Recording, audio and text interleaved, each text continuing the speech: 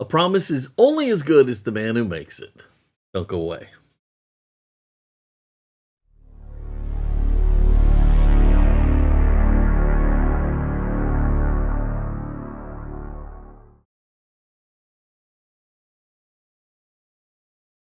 Hello, everybody, and welcome to Fat Guy Productions. I am Paul, coming to you, as always, from beautiful Las Vegas, Nevada.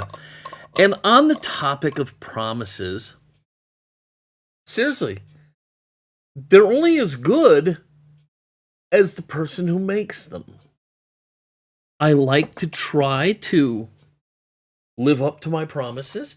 And recently, in my interview on Diecast Media Network, I'll put a link to that down in the description, but I made a promise to you guys. I said that it was high time I restored a Corgi Batmobile. Let's get to work.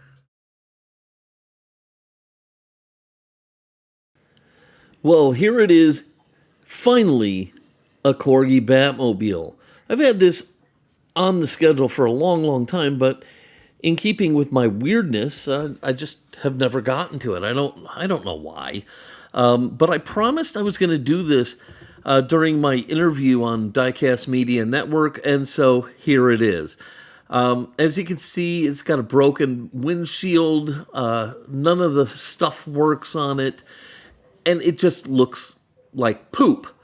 So we're going to see what we can do with this Corgi.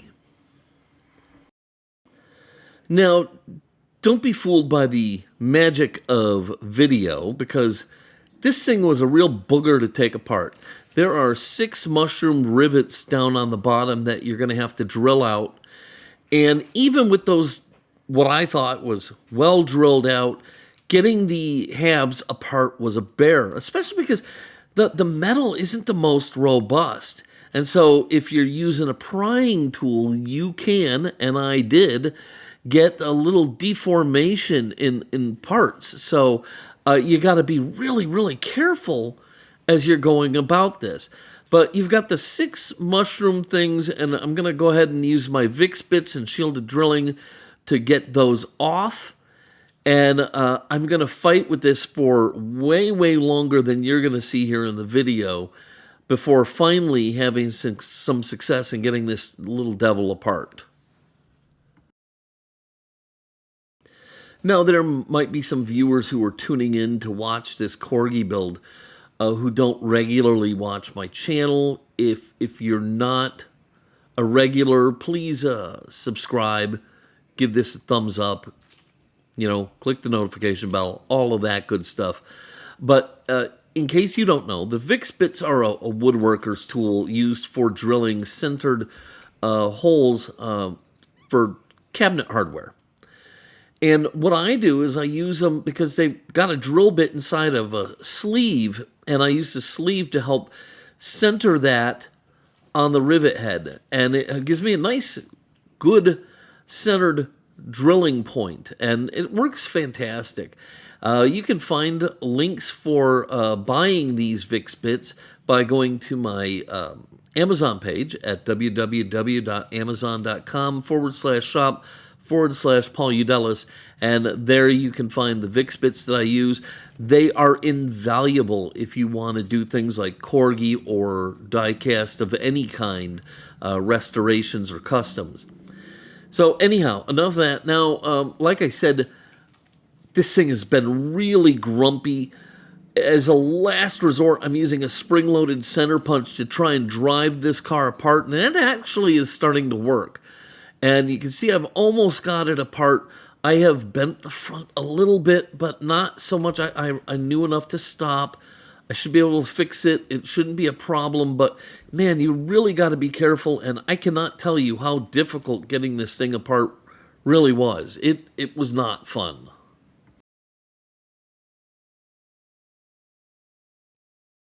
Success, success, success! We've got it apart. You can see I'm kind of trying to bend that front back a little bit on the base here. It got a little bent as I was trying to get this thing apart. But like I said, this is really kind of very soft metal, just a little hand pressure, I was able to get it back in place.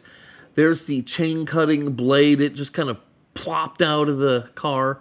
So we'll just put it off to the side, and we can go ahead and finish taking all the stuff out of this casting. Now you can see the wheels and axles. They're all one piece, and they're just sitting on here. And the interior part actually acts sort of like a pseudo suspension unit for these. I don't plan to reuse these, but we'll revisit that later. You might have just seen me take a picture. I've never done one of these before.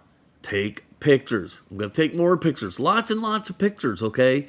Have some reference material so you know what you're doing, because there's a lot of little pieces and things here that you're going to have to remember how they go. So off go the axles. This big red thing is, like I said, it acts as a suspension. It's also the interior for the car. We'll put that aside. And then here's where all the real magic happens. You've got the interior. The glass mounts down through here. You've got the little button up front that operates the chain cutter. You've got the little flipper paddle thingy springs that shoot the rockets. Everything is going on here. So we're going to kind of pluck everything out. I've got a pair of tweezers, and I'm going to grab the little mechanism that releases the chain cutter, and I'm going to get the steering wheel out, and we're going to get the dashboard out, and I'm just going to pluck everything out. And look, I have a lot of replacement parts, and I'll tell you about that later, but I'm still going to be really, really careful with everything that's here, because you never, ever know what you're going to have to do, okay? So if you have a good working part, it might be inviting to replace it, but maybe it won't work right in the casting. So just take care of the parts that you have that are in good shape.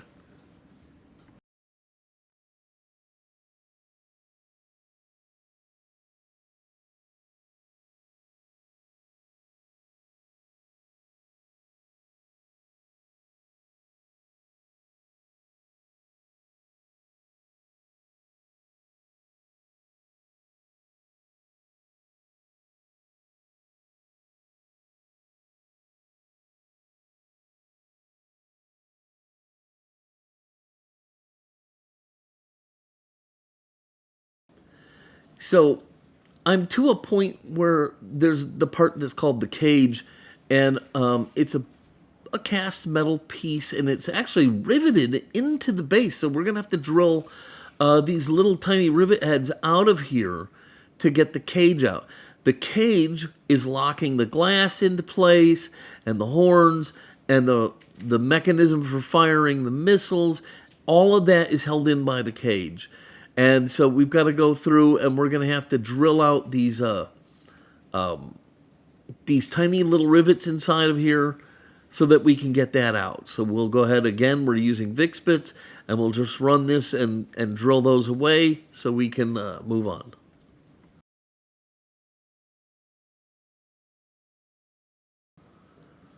So I have to be honest, it's been a lot of work to get just to this point. But we can finally now lift out the cage. And you see, I got to even wriggle that out still. It's not just going to pop right out. It's on these posts, and you got to kind of fight with it to get it off. But once it's off, we can go ahead and put that to the side. Now we can go ahead and we have access to the glass and the rocket tubes and the little spring wheel that flips the rockets out. We have access to all of that, the antenna, everything else can all now come out and go off to the side.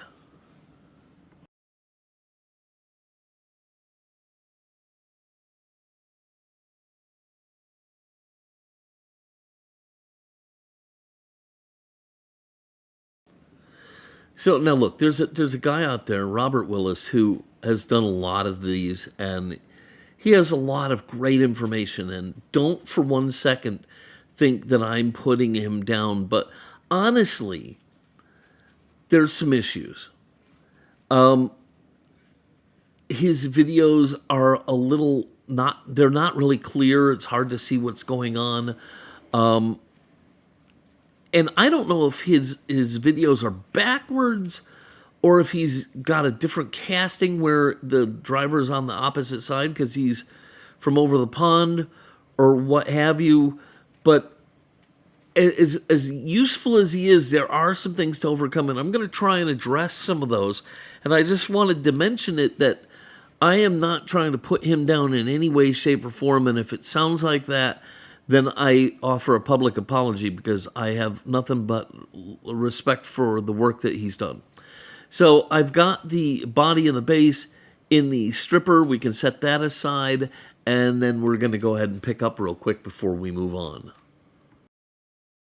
Now, I told you I had a lot of new parts, and here are the parts I got from Model Car Parts. They're from Amsterdam or something like that. I don't know. But I ordered a whole bunch of stuff. I probably should have ordered more because I'm going to go back later and I'm going to place a second order right in the middle of this project. I'm going to get delayed waiting for these parts to get here.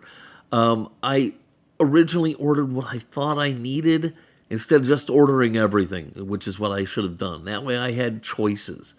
But yeah, he's got a ton of stuff. He's got the glass in clear or more original, the blue. He's got wheels and stickers and you name it. Pretty much, he's got all the parts you need to do a Batmobile.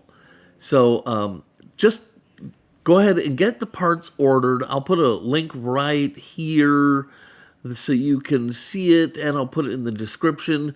And get your parts ordered early because it took a couple weeks for the second batch of parts to get here. I was really down and out waiting for it. And at that point, I was going so well, and I was super excited. And then all of a sudden, you got to put on the brakes and sit and wait for this box to get here. So that was a bummer. And it was my own fault. I should have ordered everything right up front.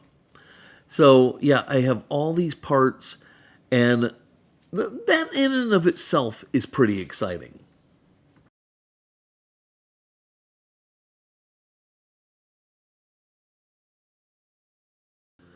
Yeah, so we've got, just about everything you can think of, including replacement missiles. And look at these wheels. See, I've got the plastic wheels. These are the rubber wheels with the Bat logo in the center. And I'm totally planning to use those, but the best laid plans of mice and men come back to bite you in the butt. Let's just say, as excited as I am about these wheels, they're going to come out great, but everything isn't going to work out the way we hope. So we'll get back to that later.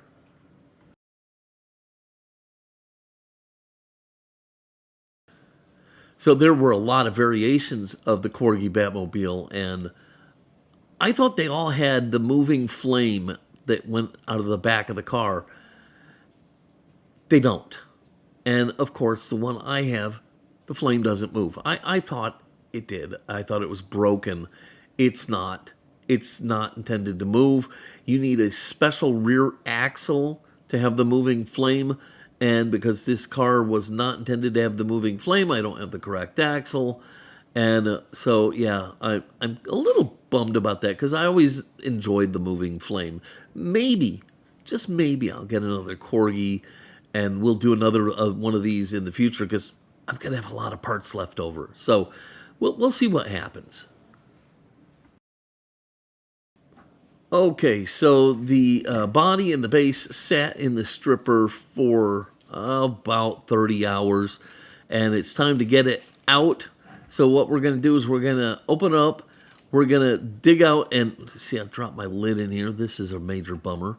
But we're going to dig this thing out. We're going to go wash it off, get all the excess stripper off of it, and get it all cleaned up and see what we have. And yes, the Citrus Strip did a fabulous job, and we can see that the body is in really, really nice shape. Some of the prominent edges are a little rough. We'll deal with that in a little bit. The The paint's all off. This is going to clean up really, really nicely. I'm very excited at this point.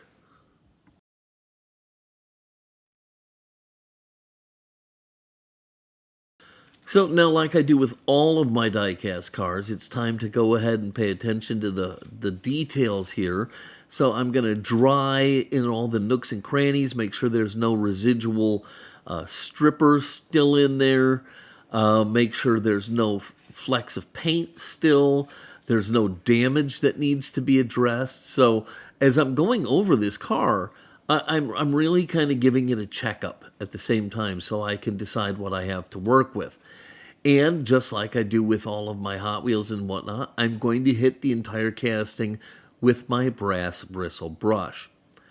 Why do I do that? Well, I started doing it with the Spectraflame castings because it helped unify the body so that when I put the Spectraflame down, the entire casting had a similar look to it. Now it's just a second nature type thing, and it allows me to get off any little flecks of paint that are still hanging on.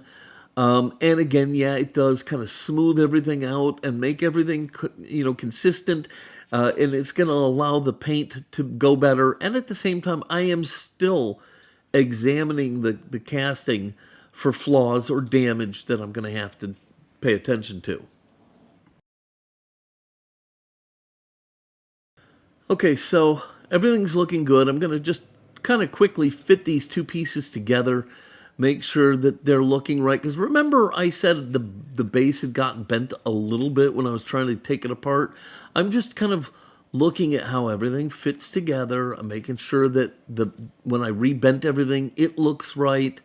And I'm trying to see where the prominent edges are that I'm going to have to pay attention to, and really just make sure I know what I have to do next. Because once I get to the paint, it's too late. So I really need to be careful here and thorough.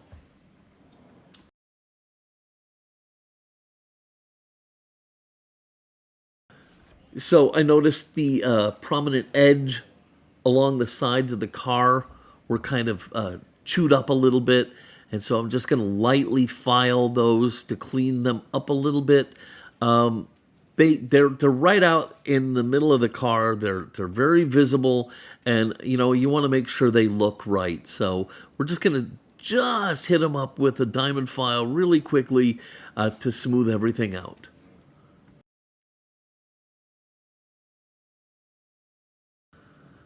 Okay, so no, I don't know why I did it in this order. You remember back how I used to always forget to drill out the posts and get them ready for screws? And I wouldn't do it until after I had painted the car? Well, I kicked that bad habit, and, as soon as I get the car apart, I would drill the posts out. Well, I didn't do that here, but I did remember to get them drilled out before I paint or anything like that. I don't know what I was thinking or why. Maybe it was just excitement of finally getting to a Batmobile. Maybe I forgot. Maybe I had a plan. I honestly can't tell you. But that's what I'm doing now. I'm going through and I'm making sure everything is right on the inside of the car, making sure the posts are drilled out, tapped out, and ready to take a screw. So, again, Vix Bits. Vix Bits are great for prepping the end of your posts. Always use a little bit of oil when you're drilling and when you're tapping because everything works better with oil. Fantastic stuff. I got the posts all prepped and cleaned, and now I'm just drilling down into them. And once we're done, we can go ahead and get out my tap.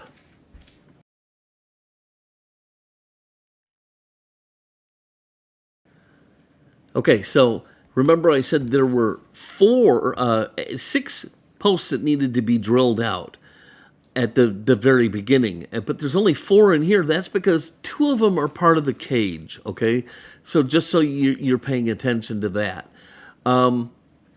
So here on the body, I only have the front and back 4 posts. So after drilling them out, I added another bit of oil I've got my tap and tap handle, and I'm just tapping some threads into the drilled out posts so they'll take a screw. All right, so once all of these are ready, I'm going to go ahead and put screws in there because I don't want to get a bunch of primer, paint, and clear coat clogging up the posts. So it's just better to run screws into the post. Not only do I get to check to make sure everything's right and that these will go far enough in and seat right, it also protects the opening so that everything will go together smoothly at the end. Okay, frankly, I think we are just about ready. I'm going to give the car one last going over just to make sure everything is the way I want it, and then we can go ahead and head over to the paint booth. Anytime I'm painting a die-cast car with opaque colored paints, I give it Tamiya Fine Primer. So I've got that out. I've got my car, and I'm going to go ahead and lay down a nice coat. Now, look, I've said this in the die-cast videos that I do all the time. This Tamiya Fine Primer can scare some people off because it's fairly expensive for these little cans. But first of all, it's the best primer I've ever used, bar none, period. Second of all, it goes way, way further than you ever think it would, okay? So there is actually value for your dollar here. This stuff is amazing, and I can't recommend it enough. And I would be sad if I didn't have it. I honestly would. It brings out so many fine details in these castings. It's not even funny, and it's worth every stinking penny. Okay, what else would I use but gloss black opaque paint from the Redline shop? Okay, this is a really great urethane paint. I'm going to mix it with a little bit of their hardener, and we're going to lay this down, and I can tell you, now I'm going to clear coat this. Okay, I'll just give you that little hint right now, but I can tell you, I don't need to. I really do not need to. This is going to shine like a penny just with this paint. This paint is so good, okay? Just a deep, wet, rich black. It's going to look amazing. So all I'm doing is I'm putting some into a mixing cup. Then I'll add some of their hardener, stir that up, and we can start to lay the paint down. Okay, so the way I apply my paints is I start with a tack coat. And my tack coats are way less than a lot of other people's. You can barely see any color being applied at all. But the casting gets kind of sticky from the very, very light misting that I'm putting down. And that's what I want. I'm just trying to help build up a little bit of a tooth for the subsequent layers of paint. Now, once I've got that, I'll start to roll into medium coats. And those are designed to just give me an even, consistent black finish throughout, making sure I'm getting to all the hard-to-reach spots. And I'm just going over, and I'll put several of those coats on, making sure that every little nook and cranny gets the paint where it needs it. I'm approaching it from different angles with each pass and making sure everything gets a nice solid black color. So once I'm happy with all of the medium coats, it's time for the wet coats. And this is where lighting comes into play. You need great lighting because you can see it right here in this shot. You can see that paint laying down. Can you see that? That's what you have to be able to see. You have to see the paint laying down. And what you should be seeing is a beautiful, smooth, glossy, wet surface, but not so heavy that it could run, okay? So you're looking to see it just be able to lay down smooth and shiny, okay? Any less, just even the slightest bit less, and it would be kind of rough or dull or flat. You're looking to just one hair over that mark, okay? And that's where you get the shiny, glossy, wet finishes without runs. Okay, so after letting the car sit for about a week, I'm going to address an issue with the original Corgis. They didn't have the red lines that were so prevalent in the Batmobile. And you can see here on half of my car, mine has it. I'm going to show you how I put those on right now. Now, listen, this is a place where I really disagree with Bob Willis, okay? First of all, he uses an orange marker, a paint pen, and says that when he puts the clear on, it looks red. Well, why not just use red right out of the gate? I don't understand that. So I'm using a red Posca marker. And now look at how I'm putting this on in one smooth stroke. Did you see that? I'm going to replay that right here, right now. I'm going to replay that in slow motion, zoomed in, and so you can see it. Bob touts a method for applying the paint in like short little strokes and bursts, and I think that gives you a messy look. You have to go in with confidence, and in one bold, smooth stroke, run the pen along the highlight from start to finish, no pauses, no gaps, and you will get a perfect line. Now, you've got to have enough paint loaded in the paint pen that it won't dry out halfway through, and yet not so much that it's going to glob and run, all right? And then you're going to find your starting point, you're going to go in, touch the paint to the car, and you're going to just pull one long, smooth pull from front to back. If you ever watch a really qualified pinstriper, you'll see what I'm talking about. They go in and they just whoop, start to finish, baby. Not like whoop, whoop, whoop, whoop, whoop, whoop, whoop. They don't do it that way, all right? And trust me, this worked out great, and the car looks amazing. Now, there are a couple spots on this casting where there should be red lines. I opted to not do them. Too high a risk factor. Wasn't worth it, and the car looks great without it. So I just, like the V on the trunk, didn't do it. Not going to do it. Not sad that I didn't do it. But I definitely recommend this, and I also recommend practicing. After your car's nice and painted, take like a Q-tip and practice going in with confidence, touching it to the starting point and pulling smooth all the way back. All right? Practice, practice, practice. Approach it with confidence. Be bold. Be smooth. Okay? I know you can do it. Trust me, if I can do it, I'm the jitteriest son of a gun on this planet. If I can do it, anybody can do it. Okay? But like I said, first of all, I'm using red marker. I'll put a link in the description where you can get it. I'll also have it available on my Amazon store. I'm using red instead of orange because I don't understand why you're going to use orange and hope that it looks red after you put the clear coat on. That doesn't seem to make sense to me. I'm just going to use red right out of the gate. It looks phenomenal. This marker worked so good. I can't even begin to tell you how good this worked. And yeah, I'm super happy with it. Now, again, you don't have to feel like you have to do every single little part. Okay? Do what you feel confident with. Okay? Even just a little bit will take this to a whole new place. See, I'm not trying to do just a straight restoration. I guess you could call this a resto mod. I'm trying to make it look more like the Batmobile. You'll see on the interior, I'm going to make some changes there too.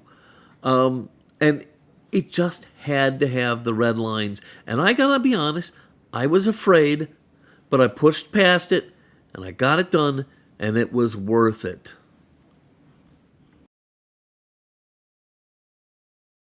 Now, remember I said that this casting wouldn't need clear coat because that black paint was so beautiful and glossy? Well, it really doesn't. But I want to protect the hard work I did on the stripes And I also threw 2 decals, one on each door with the little bat symbol. So I want to seal all of that in. So this is going to get clear coat. And not only that, it is going to take my finish to a whole new place. Okay, this thing is going to look amazing. It's at this point, I got to tell you, as soon as I get this clear coat on, I am insane excited over how this thing is going. I'm really out of my mind crazy about it. So I'm breaking out some of Paul Bechtel's clear coat from Diecast Graveyard. You can find a link for that in my description. This is great clear coat, very affordable, fantastic stuff. I'm hooked, and I'm 100% in on this clear coat. And again, tack coat. And because it's just what I've been doing with clear coat, I'm going to go from tack coat right into wet coats. And I'm going to get that beautiful, deep clear coat. It's going to protect the decals on the doors. It's going to protect the red stripes. And it's going to give the entire car an amazing gloss finish.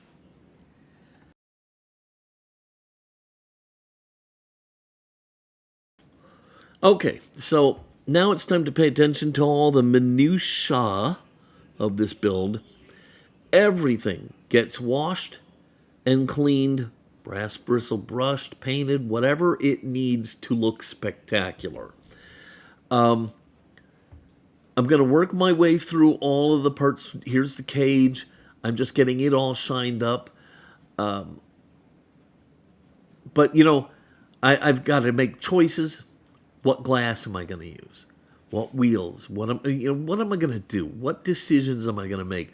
And this is a great time to be gnawing on that while I'm giving everything a good cleaning and shining up and making sure it's all ready to go back together. So that's what we're going to do here. We're going to get everything all cleaned up and shiny and new, and it's going to be fantastic, and we'll go from there.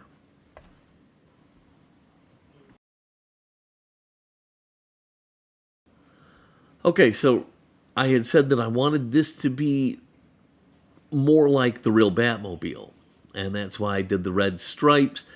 And so one thing I have to address is the interior. The interior on the Batmobile is not this red plasticky looking stuff. So out comes my Tamiya flat black paint, and I'm just going to brush paint the entire interior, make sure it's all nice and flat black, so it looks more like the real Batmobile. Once that's done, we can go ahead and set that aside to dry and move on to some of the other parts.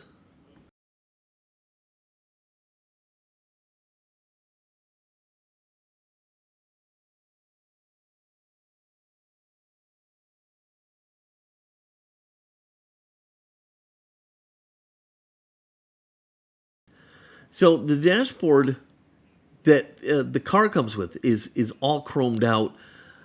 That's not what it looks like in the Batmobile. The dashboard is all black, except it does have these chrome or brushed aluminum front pieces to it. So what I'm going to do is I'm going to take a little tape and I'm going to mask off the front of this, because then I'm going to go ahead and paint the rest of it gloss black, so it looks more like what is in the Batmobile. Now, this dashboard also has a little radar screen for Robin in it, and we'll do something special to that later on. But for right now, the trick is to mask off the parts that I want to stay silver, and then we'll paint the rest of it glossy black. So the little part that sits out of the top of the bubble, that's called the horn, and it's supposed to be black. The parts I have are chrome, so I've got a little cap here. I'll put the horn in there. I'm going to spray a little super clean all over it and let that remove all the chrome for me before I try and paint that glossy black along with the dashboard and the steering wheel.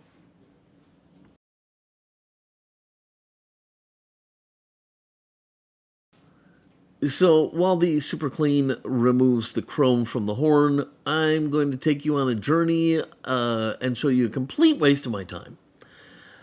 I told you about the new wheels, and they're fabulous. Rubber wheels on rubber tires on wheels that actually have the Bat logo in them and stuff. they're going to be fantastic. So the first thing I've got to do is I've got to paint up the wheels because they're kind of like just like a pot metal looking color. So I'm going to start by painting the entire wheel with Molotov chrome. Then I'm going to let that dry, and then I'm going to paint in the red bird on the inside. And I'm going to do this to all four wheels, and I'm going to tell you right here and right now, they're going to come out amazing. They're going to look so good, and I'm so excited about this. And I'm going to have my heart ripped out of my chest at the very end of this project. So because of that, I'm not going to bore you with the whole thing. Suffice it to say, Molotov chrome, make sure that's completely dry. Then I come back in and I'll paint in the bird. So what is the difference between black and black? Well, quite a lot, actually. The Batmobile is this beautiful glossy black, but in the grille and in the back, there are areas where there's like a mesh. And I think that needs to be flat black. Will it be something that people are going to go, oh, look at that, it's flat black, it looks amazing? No, probably not. That's probably not going to happen. But people are going to look at the casting and think to themselves, wow, this thing looks great. And they're not going to know why. It's just going to be this process in their head where they're seeing all of these things combined and thinking how good it looks. And this is the slightest difference between the flat black and the glossy black. But when you put it all together in your head, it works wonders and makes the car look amazing. So I'm just brush painting in the grills with flat black from Tamiya, and then we'll let that dry. So I have made the final decision. I am going to use the clear glass because that's more like in keeping with what the real Batmobile would have, as opposed to the Corgi, which would have had the blue. So I'm going to use the clear glass, but clear glass can only mean one thing: gauzy. Now, if you're not a regular viewer, gauzy is a treatment that model builders use for treating their glass pieces, and it makes them look amazing. So all I have to do is take my bat windshield and dunk it into the gauzy, shake off the excess, wick away any last drips or whatever from the corners by touching them to the edge of a paper towel, and then putting them in a dust-free container where they can sit and dry and not get any woolly boogers stuck to them. So into the gauzy it goes. We'll let it drip off a little bit. And just get a paper towel here, and I'm going to touch it to the corners, and it's just going to pull the excess off. Now remember, I'm just touching to corners where you won't see it. Okay, you don't want to be touching the glass itself. And now I have this cheapo onion saver that I got on Amazon that I use, and I put my window in here. There's a couple bubbles in there I want to pop. So I stick it in here, I can put the cover on it and put this to the side and let it dry, and lo and behold, my windows are going to look amazing. Okay, so now I'm going to paint in the yellow headlights, and I'll tell you, this is tough. This is really tough. My suggestion is to take some practice runs with a dry, clean paintbrush. I got a little bit too much on the driver's side headlight. But, check this out now. The casting is just sealed up in this beautiful urethane clear coat. I'm painting the headlights in with Tamiya, which is just an acrylic. So after it starts to kind of dry, I'm able to take the end of a toothpick and just kind of rub away some of the stuff that shouldn't be there. And if you're really careful, you can kind of straighten up the edges without damaging the paint. It's a lot of work. I don't know if this is worth it for everybody. If you can pull it off, great. If you can't, I wouldn't worry about it. but it really does add a lot to the finished product. But don't for an instance think I didn't have issues here, because I did. So after getting the headlights painted in and cleaned up, I can check everything out and it looks amazing. Man, this is going to be beautiful. This is going to be one of the nicest Corgis you'll ever see. It's going to be fantastic. Anyhow, by now the mullet towels should be dry on the great wheels that I'm not going to get to use. So I'm going to go ahead and paint in the bats. Now, the bats are really recessed. It's a nice little deep hole, and with a tiny brush and a little magnifying with a magnifying visor. That's what magnifying is. It's a magnifying visor all in one. So I'm going to use my magnifier, and I'm going to paint in the red of the bat in the wheels, and it's going to look awesome. It's going to come out so good, and I'm so excited, only to have my heart broken at the very, very end, as I can't use these.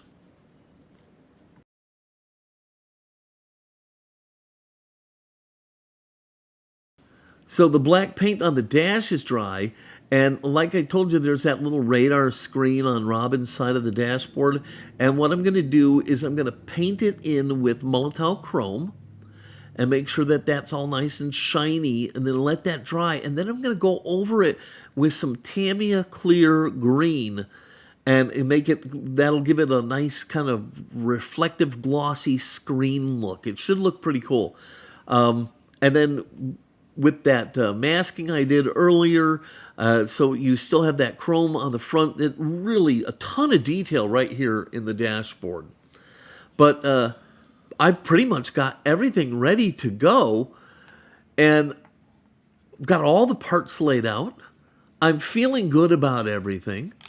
I've decided what parts I'm going to use and where I'm going to use them, and now it's time to go ahead and start putting this car back together. Now, I'm not going to show this because it's a waste of time, but I made some axles for those wheels. 2mm axles are what work. They're too thick. And so, although they were perfect for the wheels, they're too thick for this version of casting. Meaning, the car would not go back together with those axles in. And so, I was really screwed. I had to go back and dig out the original wheels, which fortunately for me, other than looking bad, were in pretty good shape. So, I'm going to have to switch back. It is what it is. All right, so let's go ahead and get this car back together. We're going to go ahead and drop in the rocket launcher tubes. They just kind of bloop, plop in. We put in the antenna, and I'm going to tell you right now, you're not going to see me do it here. I'll have to do it later. You got to put a little, especially if you're using this aftermarket antenna, you're going to have to put a little CA glue there.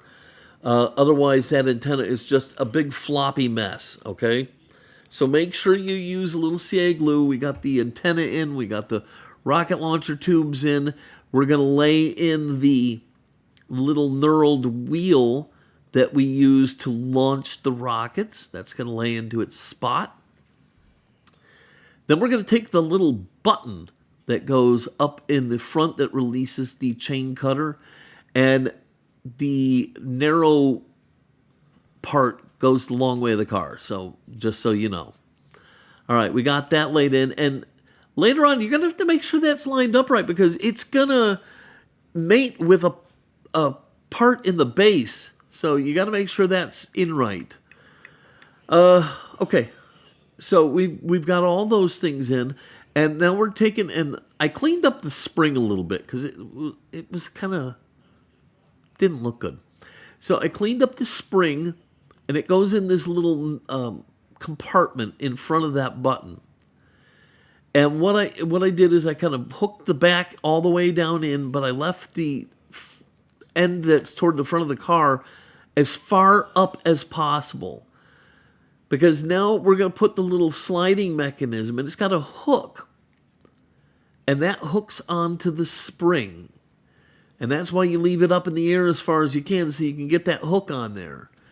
And it's a little fiddly. You got to kind of get in, get that hooked onto the spring, get the spring tucked down into its little well, and then this slide unit drops into a little slot and over the end of the push button release. So it's all a little dance here, but it's nothing too challenging. I promise you can do it. You may have to take a couple runs at it, but you'll get it in the end. It's not that big a deal.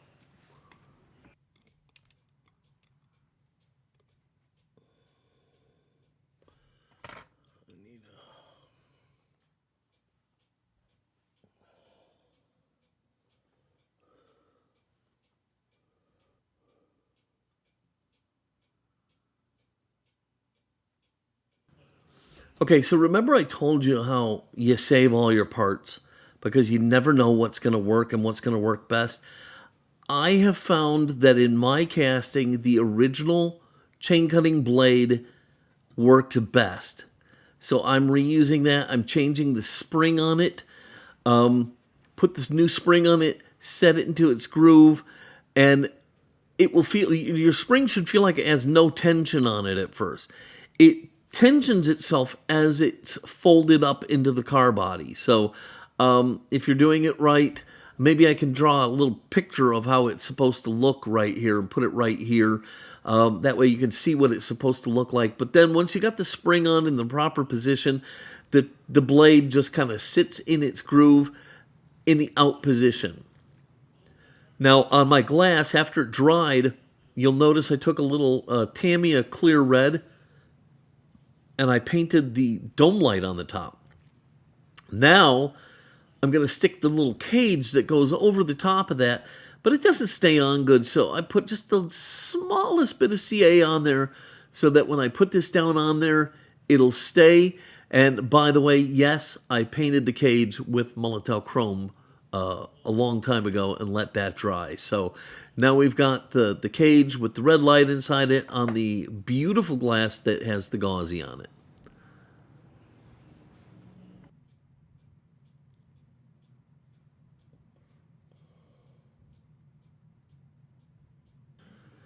Okay, so after they were stripped of all their chrome, I painted the horns gloss black, and then the tips of the horns got painted red, as well as the emergency bat turn lever that was painted red, and it just friction fits onto the glass piece. So just kind of push it up in there, and it'll bite and hold itself in position. Now we can go ahead and drop the glass down into the car body. It just kind of plops in there.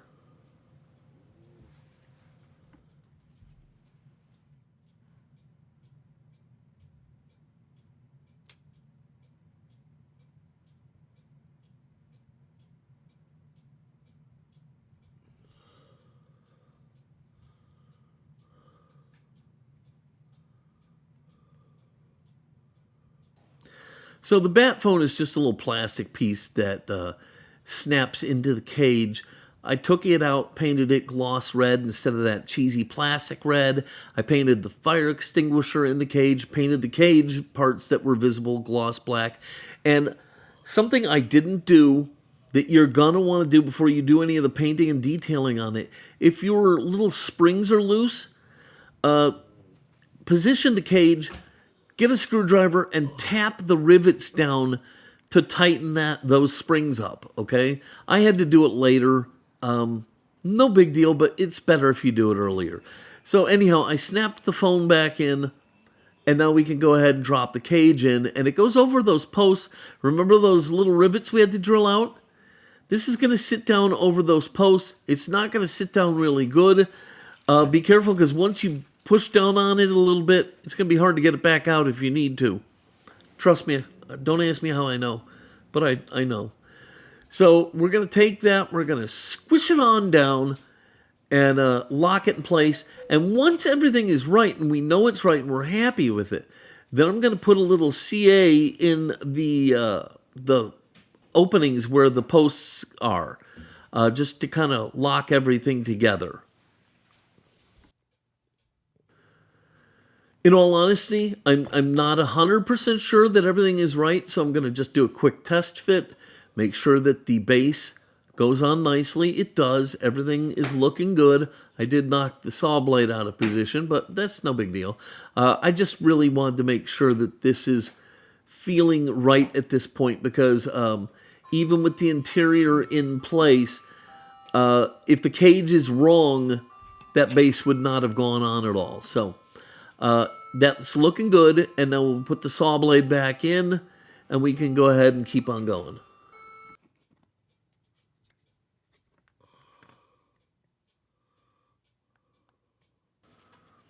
Remember that whole CA glue thing? I'm happy with how everything's looking. A little CA glue where all of those rivets were. That's going to lock all of this together and make sure it's nice.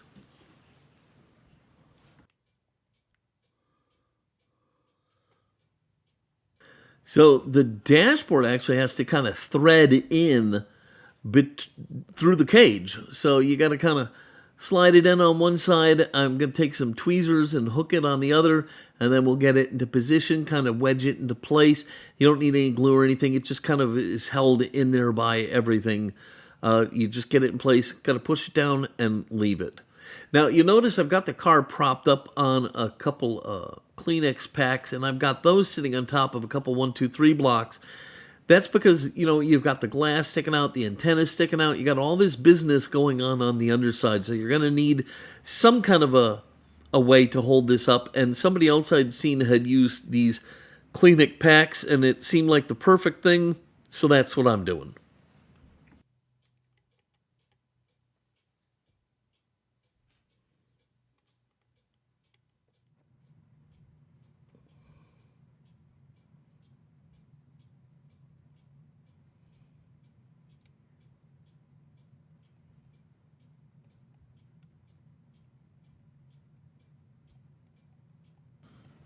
Okay, so we're going to put the steering wheel in. It just kind of sits in place. And listen, this is another place where I kind of ended up getting confused by watching Bob Willis's videos. Is he was putting his steering wheel in on the other side, and I don't know if his videos are flipped. Maybe his software is flipping the videos, or if he has a casting for European places where the driver's steering wheel is on the opposite side or whatever. I don't know, but it made it confusing. Honestly, a lot of times I found myself scratching my head trying to figure out what he was saying. So now we're going to go ahead and pop the flame in. Again, mine does not move. Sad. Very sad. It just pops in. I got a brand new tailpipe with the trailer hitch, because that's how mine came, and the non-moving flame, it just all goes together and just drops into place, and there you have that.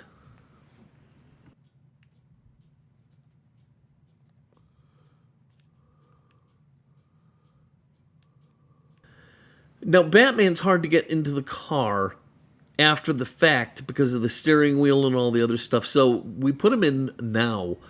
And we put a little super glue on his feet because they go on either side of like this little panel. And there's just not enough tension there to hold him in. And it's a brand new Batman I got from Model Car Parts. And so I got him glued in. And it makes it a little bit difficult to get the interior in. You got to kind of angle his arm in and through. And it takes a little finagling to get this in there, especially if you're trying to not knock Batman out. So we finally get it into place. Everything's working out great. We got him in, and we're happy.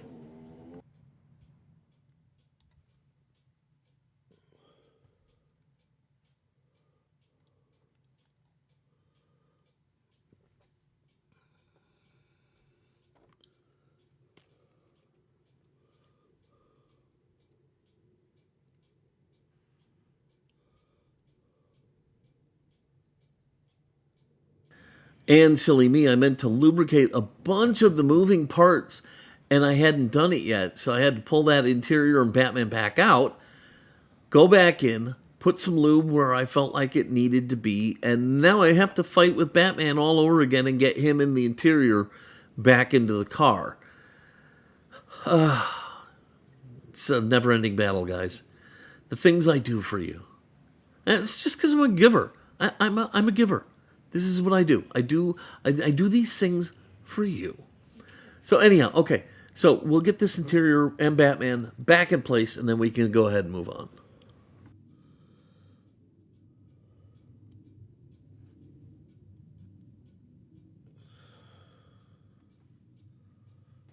So here's the moment in time where I have my heart absolutely ripped out of my chest.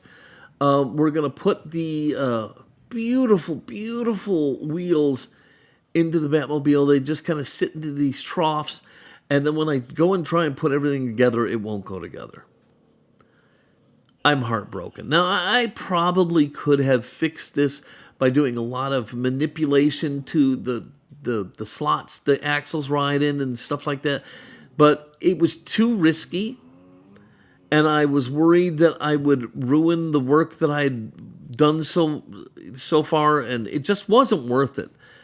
But yeah, here I'm putting the base on, and then I realized, why won't this close up anymore? It was closing up fine. And that's when I realized it was the axles, and my heart was broken. I only had one move left, and that was to get out the original axles and wheels and go back to those. So I just popped those in and put the car together because look how nice it looked with those wheels. They looked so good. Oh my gosh, look at the car. Look how good this thing looks. And look at those wheels. They looked so good, but I couldn't use them. So, yeah, they got to go. And I'm going to have to use the old ones. And then once I get the old ones in, I'll go back later and I'm going to chrome them and paint the tires and make them look really, really nice. But yeah, this was a little heartbreaking for me. Honestly, it was. But hey, sometimes you just have to roll with the punches. So I put the bottom to the side. I dug out the old wheels, laying those in. And the axles are much smaller, and lo and behold, the base is going to just drop right on, smooth as butter. Smooth as butter. It's just going to be beautiful. And then we can go ahead and start putting screws in, and we'll save those wheels and axles for another day.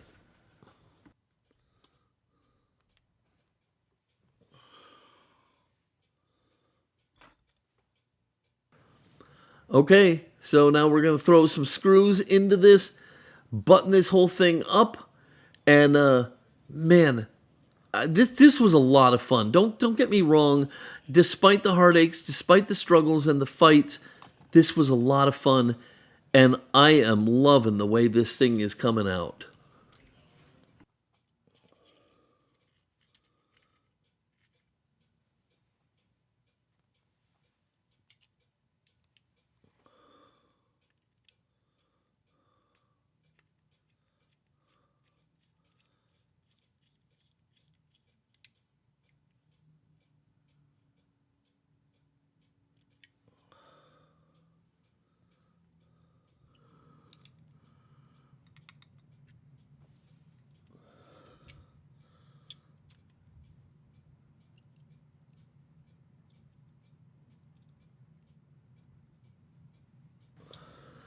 And just like that, my Corgi Batmobile is done. Now we can take a look and see what we have.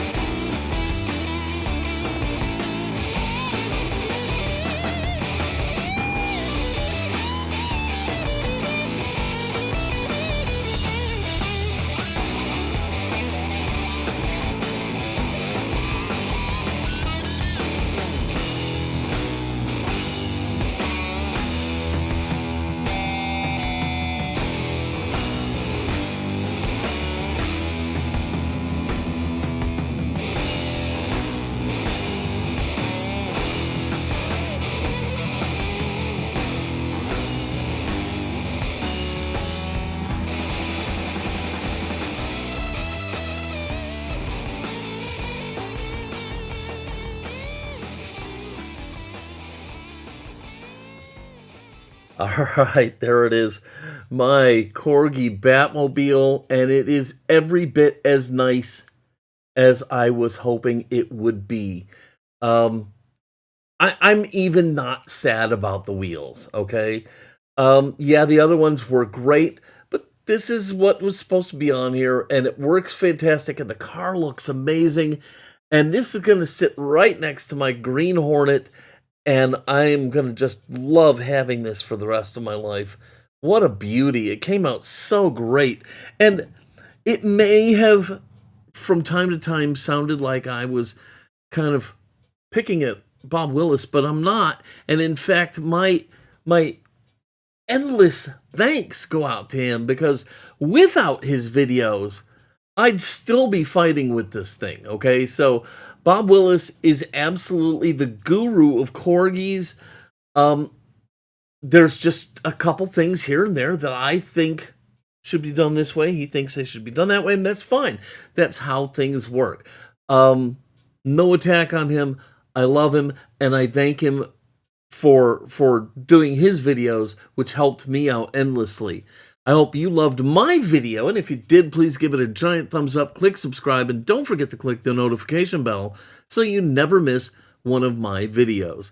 As always, if you have any questions or comments, I'd love to hear about them, especially if you tackle a Corgi Batmobile. I'd love to know your experience, so put it down in the comments below. All right, I hope the rest of your day is just unbelievably, phantasmagorically wonderful. Until next time, this is Paul from Flitz Products saying, be good.